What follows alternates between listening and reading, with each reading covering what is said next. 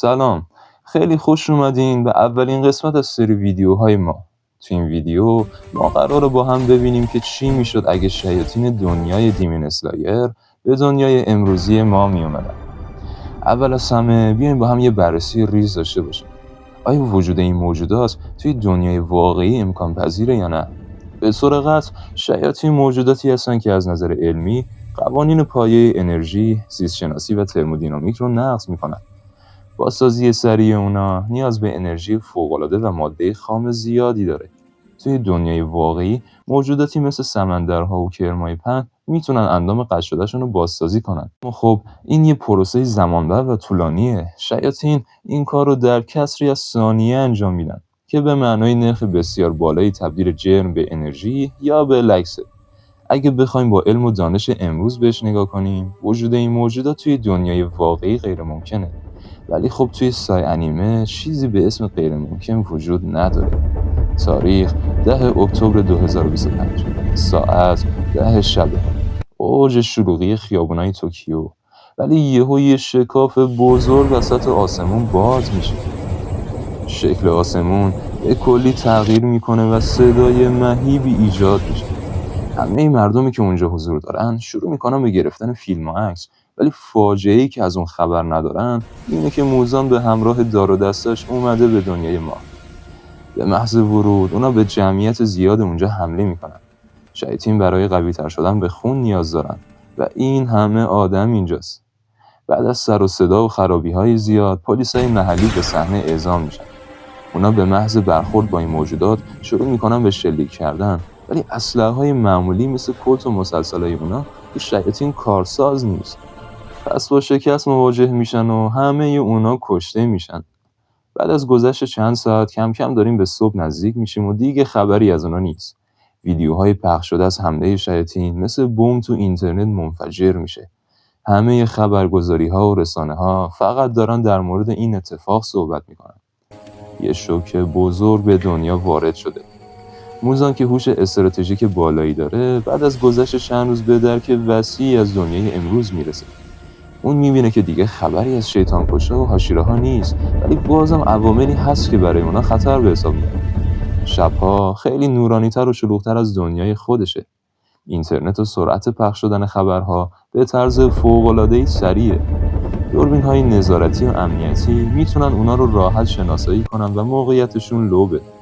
خب اولین حرکت استراتژیک موزان اینه که کیزوکی‌های رد بالا مثل کوکوشیبو، دوما، آکازا و بقیه رو به نقاط مختلف دنیا میفرسته تا زیرساخت‌های برق و اینترنت رو از بین ببرن.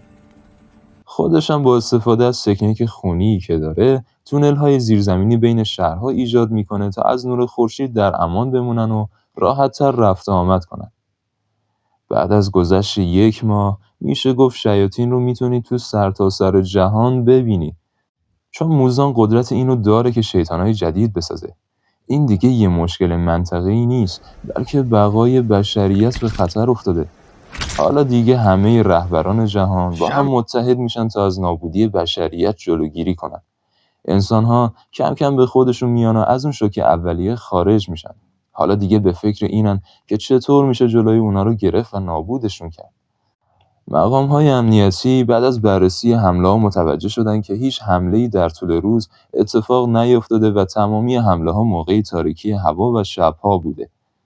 ولی چون دشمن اونا موجودات غیر طبیعی بودن، قبول کردن این که این میتونه یه تاکتیک استراتژیک باشه سخته، چون اونا طی این مدت حداقل باید یه بار تاکتیکشون رو عوض میکردن تا تکراری نشه. پس این موضوع رو برای دانشمندان مطرح میکنن تا اونا روی این مسئله تحقیق کنن. اونا توی گزارش‌ها به یه موضوع عجیب برخورد میکنن. مناطقی وجود داشته که حتی با اینکه نیروی امنیتی ضعیفی اونجا بوده، بازم حتی یه بار گزارش حضور شیاطین داده نشده. پس گروهی از پژوهشگران به اون منطقه‌ها اعزام میشن تا علتش رو پیدا کنن. سلاح‌های معمولی روی اونا جواب نمیده. پس ارتش‌ها با مسلسل‌های بزرگ و سلاح‌های سنگین توی شب‌ها گشتنی میکنن تا بتونن امنیت رو برقرار کنن. درست شیاطین بازسازی قوی دارن، ولی بازم شیطان‌های معمولی نمیتونن جلوی مسلسل‌های بزرگ و سلاح‌های سنگین مثل توپ و یا حتی نارنجک‌ها مقاومت کنن. بعد از گذشت چند وقت انسان‌ها میتونن با اونها مقابله کنن و چند تاشون رو گیر بندازن. دانشمندا بلافاصله شروع میکنن به تحقیقات روی اونا و میفهمن که نور آفتاب اونا رو نابود میکنه و گلی به نام ویستریا میتونه بازسازی اونا رو متوقف یا اونا رو از بین ببره. خب، دلیل نبودن شیاطین تو بعضی از منطقه‌ها به خاطر وجود گل ویستریا بوده و نبودنشون در روز هم به خاطر نور آفتاب. بشر همین الان هم سلاح‌های لیزری داره، ولی اونا شروع میکنن به توسعه سریع این سلاح‌ها توی حالتهای مختلف. اونا از نورهای یووی یا همون فرابنفش که در بیمارستان‌ها برای استریله کردن استفاده میشه الهام میگیرن و سلاح‌هایی با نور فرابنفش شدید درست میکنن. این سلاح‌ها رو از این به بعد شما میتونین روی پهپادها، جنگنده‌ها و حتی به صورت تفنگ‌های نوری در دستان سربازان و یا حتی بمب‌های نوری فرابنفش ببینید. خب، همه چی اینجا تموم نمیشه، چون بعد از کلی تحقیقات و آزمایش انسان‌ها میتونن با استفاده از گل ویسریا بمب و گازهای شیمیایی درست کنن که با استفاده از اونها میتونن مناطق بزرگ رو پاکسازی کنن و همچنین گلوله‌های آغشته به ویسریا میسازن و در تفنگ‌های مختلف به کار میبرن. حالا دیگه ارتشای بزرگ مثل آمریکا، روسیه، چین، دانشمندان نخبه سرتاسر جهان دور هم جمع شدن و همه فقط و فقط یک هدف دارن: نابودی شیاطین. موزان سعی میکنه محل پژوهش دانشمندا رو نابود کنه تا جلوی تحقیقات اونا رو بگیره. اون موفق میشه چند تاشون رو نابود کنه، ولی نابود کردن همشون تقریبا برای اون غیر ممکنه، چون این آزمایشگاه‌ها توی نقاط مختلف دنیا قرار گرفتن. اگه اون بخواد همه اونا رو پیدا کنه، ممکنه توی تله‌هایی که آدما براش گذاشتن گیر بیفته یا دوربین‌ها و سیستم‌های نظارتی اون رو شکار کنن. تقریباً 1 سال به همین شکل میگذره. بهترین سربازها و کماندوهای ارتش متحد جهانی جمع میشن و تو این مدت آموزش‌های شدید و سختی برای مقابله با شیطانا میبینن. حالا دیگه نقطه ضعف‌های شیطانا آشکار شده و همه میدونن اونا شکست ناپذیر نیستن. بعد از 1 سال جنگ‌های خیابونی، نبردهای طولانی و کلی تلفات، ارتش متحد آماده میشه تا عملیات نابودی شیطان‌ها رو شروع کنه.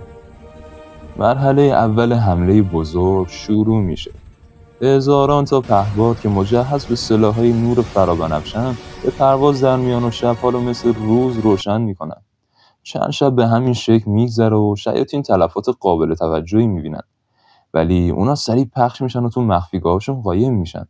خب، ارتش متحد فکر اینجاها رو هم کرده. سازمان‌های اطلاعاتی قوی مثل CIA آمریکا یا سرویس امنیت فدرال روسیه به کمک ماهواره‌ها و نیروهایی که دارن مخفیگاه‌های اونا رو از قبل مشخص کردن. اول از همه بمب‌افکن‌های خفن مثل بیدو با بمب‌های سنگرشکن مخفیگاه‌های اونا رو هدف قرار میدن و برای اطمینان از پاکسازی کامل بهترین جنگنده‌های نسل جدید مثل F-22 و سوخو 57 بمب‌های شیمیایی که با ترکیب سم گل ویسریا ساخته شده اون قسمت‌ها رو دوباره بمبارون میکنن.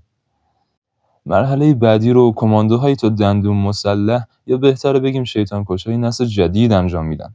اونا با تفنگ‌های لیزری که بر پایه نور فرابنفش ساخته شدن و مدل‌های دیگه مثل تفنگ‌های ویسریا که گلوله‌هاشون آغشته به سم ویسریاست وارد ساختمان‌ها و مکان‌های مشکوک میشن تا اونجا رو پاکسازی کنن. سلاح‌های اونا فقط به همینجا ختم نمیشه. اونا نارنجک‌های نوری و گازهای گل ویسریا در اختیار دارن که تا جای ممکن اونا رو نابود یا ضعیف کنن، بعد باهاشون رو در رو مواجه بشن. موزان نمیتونه کاری برای شیطانای معمولی کنه، چون حمله‌های ارتش متحد حساب شده و دقیق، فوق‌العاده وسیع و موثره. کوچکترین اشتباه میتونه اونو گیر بندازه. شیطان‌های معمولی خیلی زود از پا در میان و نابود میشن. ولی موزان و کیزوکی‌ها فرق دارن. اونا خیلی قدرتمندتر از اون چیزی هستن که بشه با یه حمله ساده اونا رو از بین برد. ارتش متحد برای مقابله با اونا حتی بمب‌های اتمی هم آماده شلیک میکنن. ولی این دیگه آخرین گزینه است، چون بمب‌های اتم میتونه صدمات جبران ناپذیری به خودمون هم وارد کنه. به هر حال ارتش متحد آماده سازی‌های لازم برای استفاده از بمب‌های اتم رو فراهم میکنه. گروه‌های بزرگی از پهپادها، بمب‌افکن‌ها و جنگنده‌ها به پرواز در میان. ماهواره‌ها و دوربین‌های حرارتی دارن به شدت منطقه رو بررسی میکنن. گروه‌های 100 تا 1000 نفری از سربازانی که برای مقابله با موزان و رد بالاها آموزش دیدن، راهی منطقه‌های مختلف کیزوکی‌ها اونجا حضور دارن میشن. اونا میدونن که احتمال زنده موندنشون خیلی کمه، ولی با این حال برای نجات انسان‌ها و خانواده‌هاشون میرن تا شیاطین رو نابود کنن. نبرد با کیزوکی‌ها و موزان تو نقاط مختلف دنیا شروع میشه. ساختمون‌ها مثل برگای پاییزی روی زمین میافتن. شهرها نابود میشه. هزاران تا ده‌ها هزار سرباز کشته میشن. صحنه‌های نبرد تبدیل به جهنم شده. ولی دیگه جایی برای پاپس کشیدن نیست. جنگنده‌ها بمبارون رو بیشتر میکنن. پهپادها بمب‌های نوری و شیمیایی ویسریا رو اونجا رها میکنن و در آخر سربازهای باقی مونده با تمام توانشون حمله میکنن و در نهایت بشر با تکنولوژی، ارتش و علم مدرن و فداکاری انسان‌های شجاع که همیشه در طول تاریخ وجود داشتن میتونه به شیطان‌ها غلبه کنه. در نگاه اول ممکنه اونا شکست‌ناپذیر به نظر بیان، ولی حساسیت شدید اونا به نور آفتاب و گل ویسریا که در واقعیت هم وجود داره، نقطه ضعف‌های بزرگی به حساب میاد. بشر با تکنولوژی که امروز در اختیار داره، خیلی راحت میتونه صدها مدل سلاح‌های مختلف با گل ویسریا و سلاح‌های مختلف لیزری که بتونن نور آفتاب رو تقلید کنن بسازه. پس شکست دادن اونا شدنیه و حتی شانس انسان‌های امروزی بیشتر از انسان‌هایی هست که در زمان انیمه وجود داشتن.